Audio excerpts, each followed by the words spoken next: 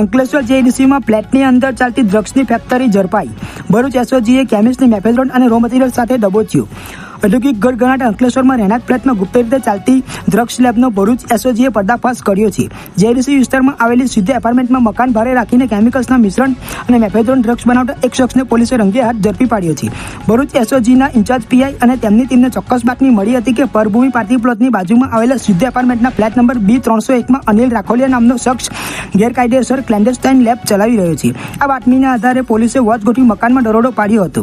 તપાસ દરમિયાન પોલીસ પણ સ્તબ્ધ થઈ ગઈ હતી, કારણ કે રહેણાંક મકાનના એક હિસ્સામાં પ્રયોગશાળાના સાધનો અને અલગ અલગ રસાયણો દ્વારા ડ્રગ્સ બનાવવાની પ્રક્રિયા ચાલુ હતી.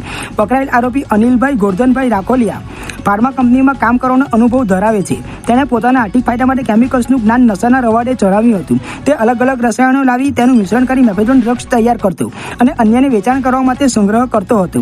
પોલીસે દરોડા દરમિયાન મેફેડ્રોન ડ્રગ્સ 74.88 ગ્રામ કિંમત ₹2,24,640, મોબાઈલ ફોન નંગ 1 કિંમત ₹20,000, ડ્રગ્સ બનાવવાનું રો મટીરિયલ્સ અને સાધન સામગ્રી કુલ કિંમત ₹2,44,640નો મુદ્દામાલ જપ્ત કર્યો છે. અંકલેશ્વર જેડીસી પોલીસ મથકે આરોપી વિરુદ્ધ એનડીપીએસ એક્ટની વિવિધ કલમો હેઠળ ગુનો નોંધી આગળની તપાસ હાથ ધરવામાં આવી છે. આ કેસમાં ડ્રગ્સના વેચાણ નેટવર્ક અને કેમિકલ સપ્લાય કરનાર અન્ય લોકોની સંડોવણી અંગે પણ તપાસ તેજ કરવામાં આવી છે.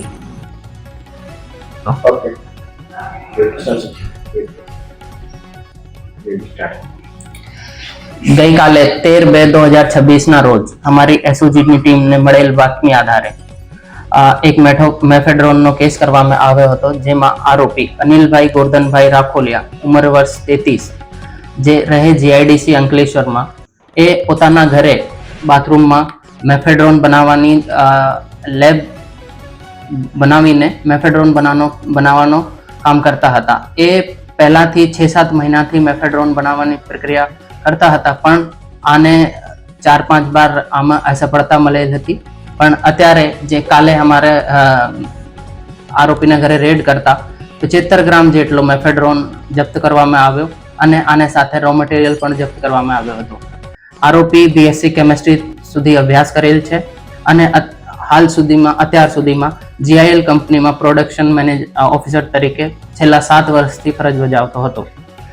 આરોપીના જણાવ્યા મુજબ શેર બજારમાં પૈસા હારી જતા દેવું થતા આ એમડી ડ્રગ્સ બનાવવાનું કામ ચાલુ કરેલ હતું, જેમાં આરોપીએ છેલ્લા 6-7 મહિનાથી એમડી ડ્રગ્સ બનાવવાનું પ્રયત્ન કરેલ હતા અને હાલમાં આની તપાસ આગળની કડીઓ આગળના સંકળાયેલ આરોપીઓની શોધમાં હાલ આની તપાસ ઉડાનપૂર્વક ચાલે છે. જે કાંઈ પણ માહિતી કે કંઈ જાંચમાં આગે આવશે તો તમે જાણવામાં મળશે.